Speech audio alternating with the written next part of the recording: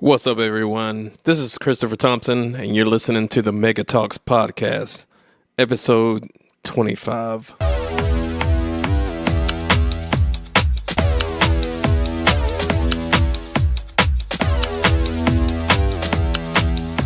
Shoot.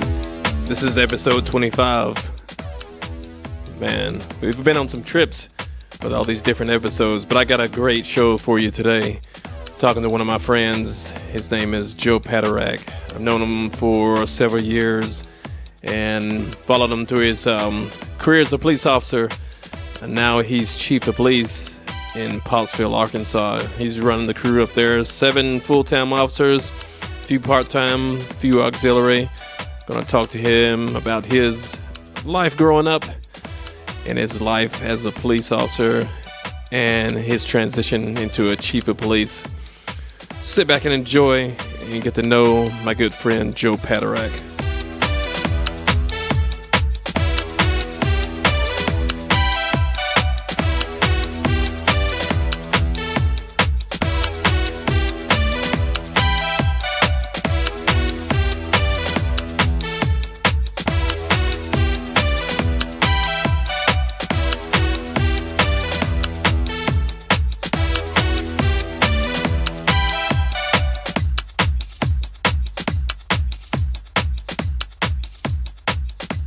You're listening to Mega Talks. You're here with Christopher Thompson, and I'm speaking with Joe Paterak, and I'm speaking with one of his new sergeant, right?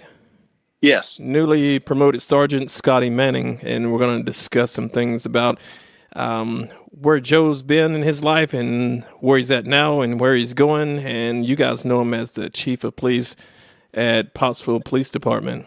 How's it going today? I'm doing pretty good. Cool. All right, we'll get it started. Let's go back and just talk about where you were born. Born in Cleveland, Ohio. Oh, I don't even think I knew that. Now, not many people do. No, we were born in Cleveland. About 10 years old, we moved to Jersey for about a year. Then we ended up here in Russellville, Arkansas. Nice. And about what grade were you in when you came to Russellville? I was in the 8th grade. 8th grade? Because I know I met you probably around the high school years or maybe post-high school years. And when I met you, I was under the impression that, you know, you had one of those faces that you just like the familiar guy. Like I already knew you before I knew you, if you know what I mean. Oh, yeah. Some of those people. And how was it growing up? Did you have a lot of family, brothers, sisters? Well, parents were still together, had mom and dad and 2 sisters. Mm-hmm. And then since we moved around just for a little bit, I mean, there's still family still in Cleveland. Yeah. But really, it's just the 5 of us. And then I, of course, married now, but at the time it was just 5 of us. Yeah, and you have 3 kids now?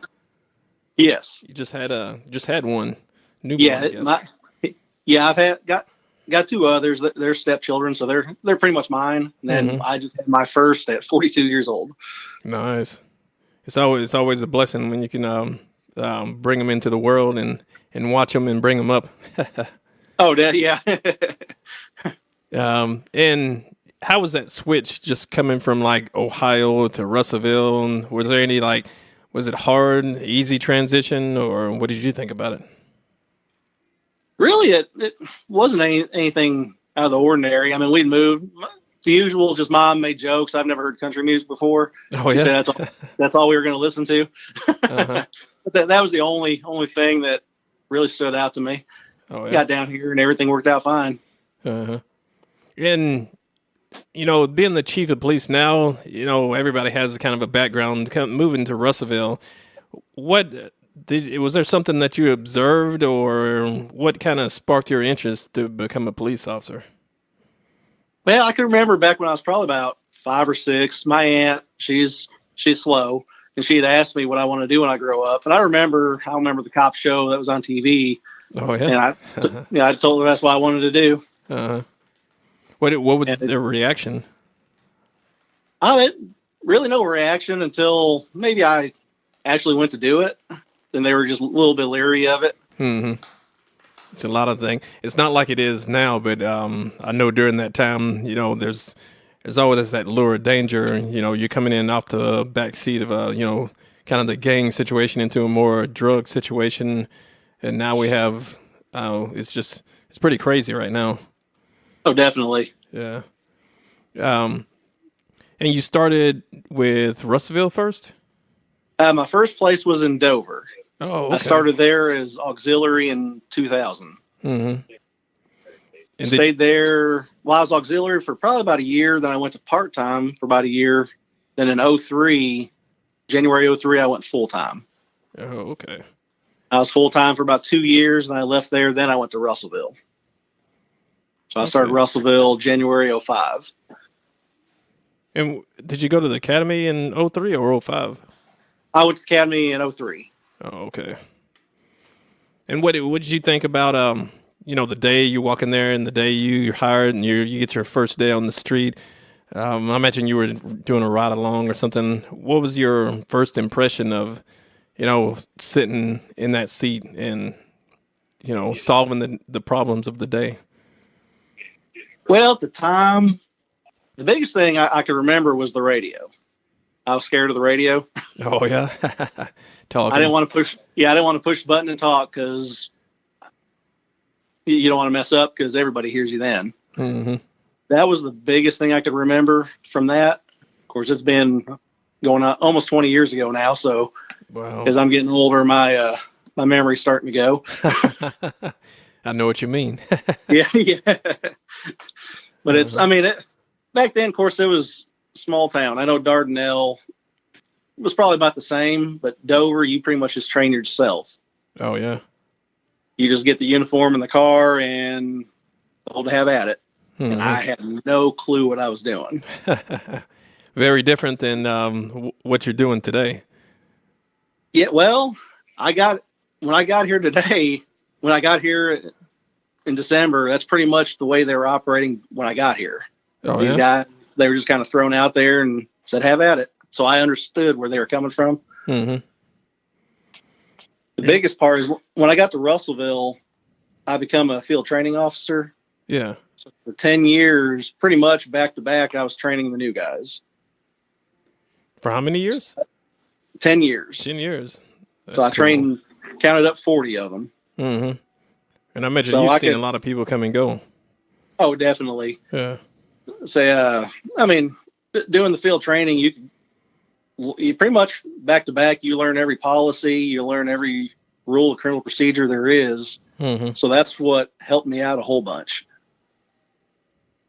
That's nice. And say, what transition between like the training officer time and did you ever do investigations? I had about a 2-month stint in it. They were doing cross training. Uh-huh. So I was up there for about 2 months, but I never really got involved in anything big. Oh, okay. Because I thought you were doing that, and you kind of went from there to Pottsville PD. Yeah. Once I went ahead and left December of 2017, I was offered this position. I accepted and came in, and it was totally different than I was used to after being at Russellville. Mm-hmm. But it reminds me of my Dover days. Oh, yeah. So when I got here, pretty much, I mean, we just started with training right away, sending the guys to everything we'd go to. And I just covered their shifts. Yeah. I'd just send them out to classes and I'd cover their shifts. Didn't matter if it was on the weekends or not. Mm-hmm. And just trying to get them caught up. Just like I told them, 6 months at 6 years at Russellville equaled about 6 months at Pottsville. Oh. It was just Russellville. You just get so many calls. Pottsville, it's a great community. Mm-hmm. It's small. You don't really get many calls, which that's a good thing. But in the training aspect, Russellville, you get sent to a robbery with someone shot, and then 5 minutes later, you get sent to a motor vehicle crash. Oh, yeah. So you just never know. Yeah. Oh, yeah, definitely. So one day you're unclogging some pipes for somebody. The next day you're chasing down a prowler. Oh, definitely. Yeah, without a doubt. So why Pottsville? I mean, what attraction versus coming from Russellville to Pottsville? Well, back around the time when we first met, it would have been late 90s. Mm. I was actually riding around with some of the Pottsville guys, which Okay. back then you had the truck club and we were all in it. Oh yeah. One of the Pottsville officers was actually in the club too. So Uh-huh. that's how I got to know him. Yeah. He later on left here, went to Benton, but Mm-hmm. that I just knew Pottsville through him. Oh, okay. And my kids went to Pottsville, so I just kind of had that connection there. Yeah, because he used to come over and ride with me when Yeah. before he went over to Pottsville. Yep. Yeah. It has it's a small community. Everybody kind of definitely. knows everybody. You become the chief of police there, and your background and your training coming from Dover to Russellville, certified and you're training officers. What kind of philosophies did you bring as a chief of police? Well, I mean, the biggest thing is the integrity and knowledge. Just, I mean, just it just takes a lot to do the job and do it right. Mm-hmm. And just kind of you got to keep your head right, that way you don't mess up. Oh yeah, as one of the tougher questions, because Yeah. covers a lot of base. Because there's when you start this job, I don't know if people from the outside realize when you start the job, there's a lot of things that you're trained on. You're told to go this way, that way, and when you get on the job, there can be 100% more stuff added on top of that you just don't have any training on at all, because some things you just can't train for when you don't know they exist. It's kind of like going back when my aunt asked me and I told her I wanted to be a police officer. I'm thinking just car chases and do the fun part. I didn't realize that 5-minute car chase was going to be 2 days worth of paperwork. Oh yeah. Yeah. And then you have the stress on the family, the personal life, and things that they stick with you, the memories. Oh, they do. Yeah. I mean, kind of to go back a little bit too, when I was at Russellville, I was a newer officer since I started in 05. Mm-hmm. It was a few weeks before Christmas in 2007. I'd made a traffic stop and the guy took off from me. The car didn't make it but about another mile or two. Mm-hmm. He'd end up killing a mother, and the daughter was in the back seat, broke both of her hips. Mm. So, I mean, it's stuff like that you get to live with. Mm-hmm. I've had some kind of the little flashbacks when I go to turn on the blue lights, thinking like a deja vu, like it's going to happen again. But you just never know. I mean, one day you just come in, just think, I'm not going to do anything today, and then that's the day. Yeah, and it all goes sideways. Definitely. Mm-hmm. I've had those experiences before, and it's you think it's just going to be quiet, but it totally turns into something different. It's always the days you think nothing's going to go on. Typically, it's a Sunday and Wednesday. Yeah, I said the same thing. Sundays and Wednesdays were the big days. You go out on Saturdays, but it's all creeps up on you on a Sunday or a Wednesday. Oh yeah. Times after church. Yes. Yep. I don't know if it, it's a weird, you have those things go on. Yeah, it's still that way going on today. I don't know why, but it does. Mm-hmm. So you kind of talk about a dark moment in, you're patrolling. What do you consider the most, how do I put this? What do you consider the most brightest moment, or the one of the better moments? But it really just, I mean, just when you get to help people. I mean, just going to the schools and talking to the kids. Just the other day, I walked into the office and we had a note, and I opened it up, and it was a 15-year-old boy had left a note thanking us for what we did. So we went out there and we took some photos with him. I gave him a bunch of patches. Mm-hmm. It's stuff like that. Seeing your future officers that want to get into it, even though everything that's going on in the world. Yeah, that's cool. Because whatever you do, you're always having an effect on somebody. Oh yeah, definitely. And that's kind of when I took over here. I just want to get out there in the community. Mm-hmm. Just, it doesn't matter what it is. We're just out there doing it, whether we got a drug take back box to just going out to the schools and seeing the kids. Mm-hmm. And that's something I noticed on the social media page, because you're a little big on social media. And I think it's one of the, I know it's not a competition, but I think it's one of the better pages that I see a lot of activity on. And it's not just, it's not just the typical law enforcement type of thing. It's somewhere, even though it's maybe a little bit of bad news, it still has Yeah, this humor side on it to where, you can kind of take the edge off of it to where everybody definitely. can, not take themselves so seriously. Even, like the trucks that have an accident or something like that, they can kind of, step back and say, hey, man, I messed up. This kind of we can all step back and laugh at it as opposed to being mad. Oh yeah, I mean, there's a lot of things. Me and Sergeant Manning now, we go ahead and we try to bring humor into what we can. I mean, if someone gets hurt, you're not going to poke fun at it. But we got a low bridge here in town, and we got a lot of 18-wheelers to try to go through it. Mm-hmm. So I started up a convertible truck club. They all just want to rip off the roofs. So you just got to make some humor of it, and the public started liking it. So we just went from there. Uh-huh. And I think the word's gotten out because after I saw that, I know there was a post on there about somebody turning around because they knew they couldn't make it under the bridge. Yeah, it's been getting out there. I mean, we started off with 800 people liking the page when I first got here, and we're at just under 4,200 people now. Wow, that's so cool. It's within a year we jumped up. Mm-hmm. And what's the population there? We're only 3,000. The signs say 2,800, but I think we're going to be at about 3,000 the next census. Yeah.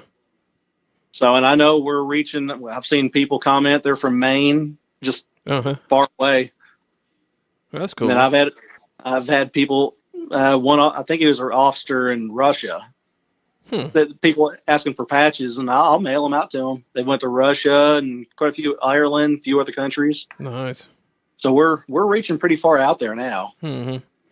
And that's what it is. You got the community impact because other communities can, see that as as an example. As I'm sure that, you see others and see those as examples too, but not just isolated to your community. That other people can take those ideas and instill them into their life or, their community, job, things like that.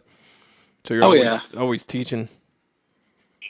Which I know there's other officers out there just doing a lot more, which I've heard the phrase humanizing the badge, and I never understood it until I got into the chief spot. Now I understand it. Oh yeah. You're just trying to get out there in the public and let them know you're just a human too. There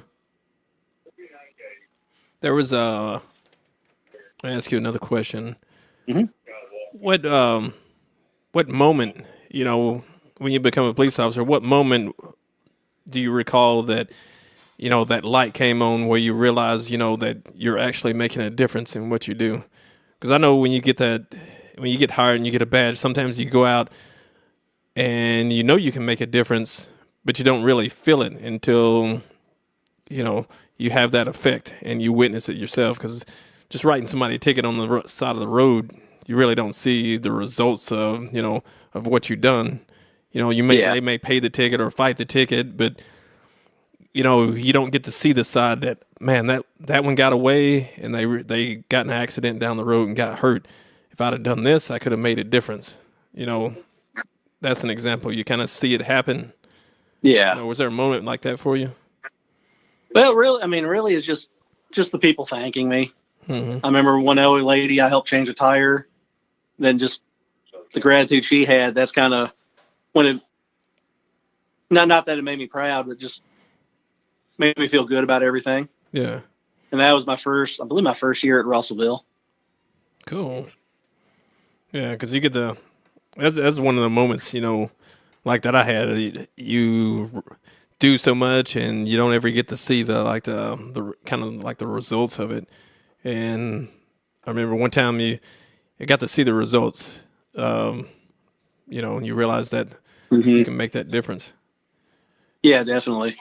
And how many officers do you guys have? Well, we've just now got 7 full-time, and I've started part-time and auxiliary here also. Oh yeah, that's cool. Mainly, nobody does auxiliary anymore. That's how a lot of us got into it, just by doing auxiliary and part-time. Yeah. So I brought that in, and we just kind of got a few newer guys, and we're just busy training them, trying to get them to where they're ready to go out and do things. And is there a certain, of course, I know the answers to some of these, but what are the requirements for people to come up and, just become an officer or auxiliary officer or part-time, what are those requirements for at Pottsville? And really, you got the typical background check, not to be, you can't be arrested, and Mm-hmm. you have a good license, no warrants. You'd be amazed how many people would come out to test at Russellville that has a suspended license with a warrant. Not a good choice that day.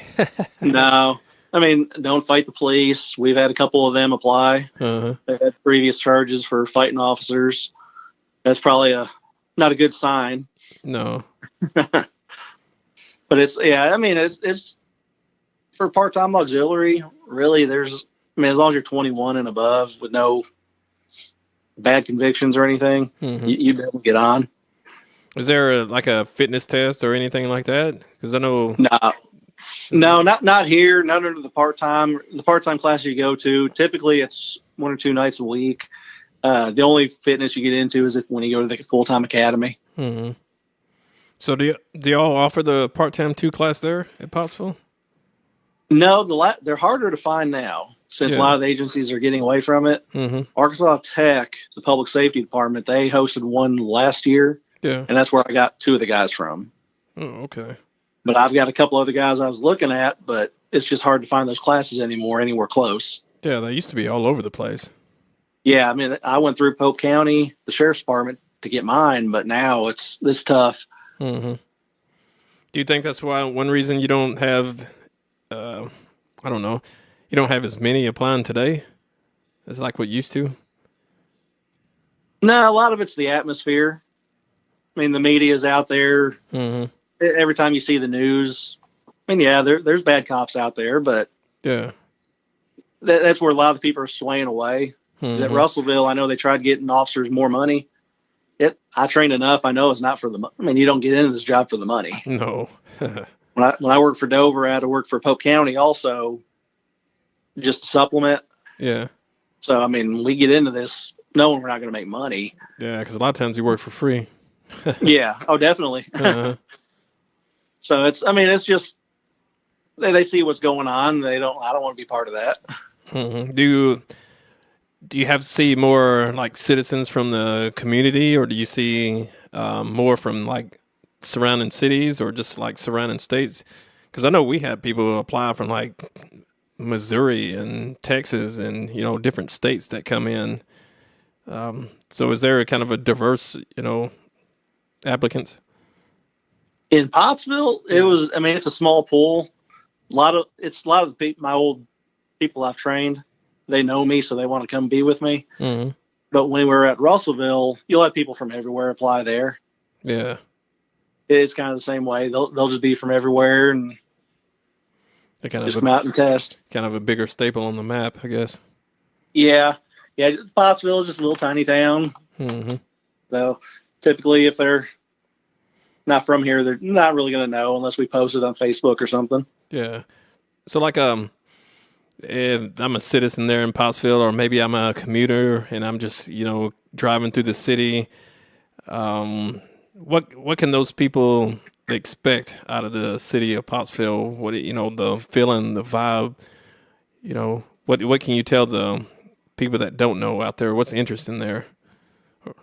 Really here it's just a small town. There's nothing here that stands out. They've just now put in a bypass, probably in the last few years. Mm-hmm. Where previously you just had a state highway and just 2-lane. Now it's a bypass, but there's really no industry here yet. There's a lot looking to move out here. Oh yeah. We're more or less just kind of a drive-through town. Mm-hmm. And stay away from the bridge. Yeah. Yep. Yeah. Especially if you're over height. Oh yeah, definitely. Yeah.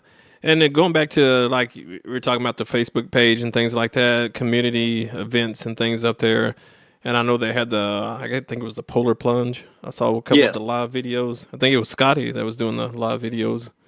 Yeah. When I first got here, I sat down, watched everybody. I kind of picked out what they were good at. I knew Scotty was a talker. Oh yeah. So he was made our public information officer. So that's why you'll see him on the page a lot. Oh yeah. He definitely looked comfortable in front of the camera. Oh yeah, he does great. The majority of us, the other ones that were out there, including me, we kind of shy away. Mm-hmm. But he does so good at it, so we just let him run.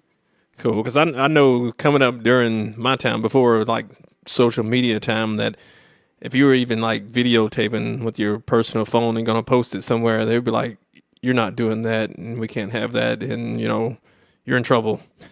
Oh yeah. And now it's Now just it's the opposite. yeah, do all you can to get it out there. And have you felt the effects off the page of there? Can you? How's the feedback from the community?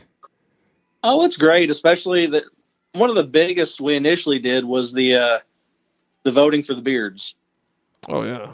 We had 2 months. It started off No Shave November. Mm-hmm. We collected money it was under Senator Standridge. He passed away with cancer. Oh, okay. So we all chipped in, and you could grow a beard if you donate so much money. Mm-hmm. We ended up with the fire department, and they joined us with it. Oh, see, I didn't know that. Yeah, so we got up to $700. Then we found out right after we started that one, a city employee, he was diagnosed with cancer. So we did it for December also. Mm. Well, we decided we'd go ahead and post a Facebook poll, and I can't remember. Scotty's in here with me. How many did we have actually get on that? I can't remember. It was a ridiculous amount. Yeah, I want to say it reached out over 80,000 people. Yeah. Oh wow, that's cool. So it was like 92% said grow your beard. So Mm-hmm. I voted on it. yeah, I remember voting on that. Yeah, Thank you. yeah, we're gonna go ahead and do it. Just I'm waiting on a policy. Oh yeah. Of course, you got to have rules for the rules. So Yeah. So once I do a policy, then we'll go ahead and get that started up. But yeah, that was one of the biggest things we've done, just to let people be included in on it. Mm-hmm. And do you think that helps people identify with the police officer? Because I know some say, I don't like seeing those tattoos. I don't like the beard. I don't like the ladies with the long hair and wearing it too long. Oh yeah, I think it helped out a bunch. When I got here, I'll say it, Pottsville was kind of hated. Oh yeah. All they did was go out there and write tickets on the bypass. Mm-hmm. The only thing they posted about was whoever dropped off food. Of course, in Russellville, I was a ticket writer. Uh-huh. It was just my thing. I come out here, but with all our Facebook and just getting out there in the community, we actually write more tickets now than before I got here. Mm-hmm. But it's no longer hated. It's just getting out there. It's that interaction. Yeah, it's a good way to meet the public. It's not seen that as for everybody, but you have to meet your public, and that's one of the ways that you can make contact, because you don't have a special event 5 days, 7 days a week. Oh, yeah, definitely. Mm-hmm. All right. Let's see here. What do you have upcoming? Anything that you have special upcoming event here soon, or? Well, the other day we had a giveaway. I'd won a prize at one of the conventions I went to, and that reached out really good. So we're actually going to have some more. We have some businesses that actually reached out to us and asked us if we were interested in doing that again. So we're going to have another. If you share and like the page. Oh, cool. Once it's done, we go ahead and we take all the names, put it in a big bowl, and then we get the winner. Nice. And it seems, just by watching you guys and you talk about, fire department and other people, businesses getting involved, when you have that that cycle there in the community of everybody working with each other, I think it makes it a better place to live, and where you can kind of weed out the riffraff and keep them in check. Oh yeah. So you make it a better place to live. See, we got the fire department started in on it too. They're kind of the usual police fire. We poke a little, throw some jabs at them. When we do, we try to be sneaky and not really put it out there. We make them look for it. Then they catch on. So, but yeah, we were throwing out there. The public seemed to like the little back and forth that we were doing with the fire department. Mm-hmm. So it's stuff like that. Just trying to get out there, and just the public loved it. Nice. And so I ask you about, some of the current things that are going on, kind of looking into the future. What do you expect in the next 5 years for? And you have to speak for the city. We can talk about the, Pottsville Police. What do you see the department going in the next 5 years? Well, I mean, it's changed so much, and I don't see the changes. The guys that are here before I got here, they see all the changes. Mm-hmm. I just know my vision of what I want it to be. Yeah. But I mean, we're painting the building and just doing everything we can to kind of update everything. Yeah. Put some But elbow grease. yeah, oh yeah, definitely. But I want us to be out there just seen and known as kind of a top-notch police department. Mm-hmm.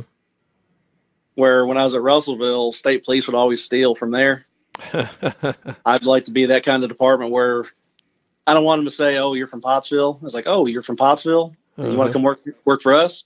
Oh yeah. Where they know you're going to get that training. Mm-hmm. That's good. So that's what I'm wanting us to be. Mm-hmm. And you said you had 7 full-time and some part-time. You said the population's like 5,000. We're at about 2,800 to 3,000. Oh, okay. All right. And does officer ratio to citizen ratio match up pretty well? Is that where you want it to be, or? I'd like to have one more Mm-hmm. officer, just because right now, if you make a traffic stop and you want to search that car, Yeah. you've got to search it by yourself. Mm-hmm. So if you got a car with 3 people and you know there's probably drugs in the car, they've got to stand. I mean, they're going to be outside of their car watching you. Yeah, or weapons. Yeah. Yeah. So I like to have just one more, a total of 2 per shift, or during the peak hours, 2 per shift. Mm-hmm. That always helps out a lot. Yeah. And it even helps out, not just on the traffic stop side, but regular disturbance calls and, even in your community events. Because sometimes when you have a smaller department, you can be strained for manpower on certain events. Because when they're on holidays and like we're going through now, a lot of sicknesses and people can't be there because they're sick under the weather. So you just never know. Yeah, because right now, if someone takes off sick, typically either me or one of the supervisors will have to come in and cover. Mm-hmm. So that goes around messing up your schedule a lot. You may have plans, but somebody's sick, so now you get to come to work. Yeah. All right. So I'm going to put you on the spot right now, and I'm going to ask you, you've got I want you to sell your department to the public and sell it to, people who want to be police officers there. What do you tell them? Biggest thing, I mean, it's a fun place to be. There's a lot of humor. Before I got here, it was like a funeral home. Nobody laughed or anything.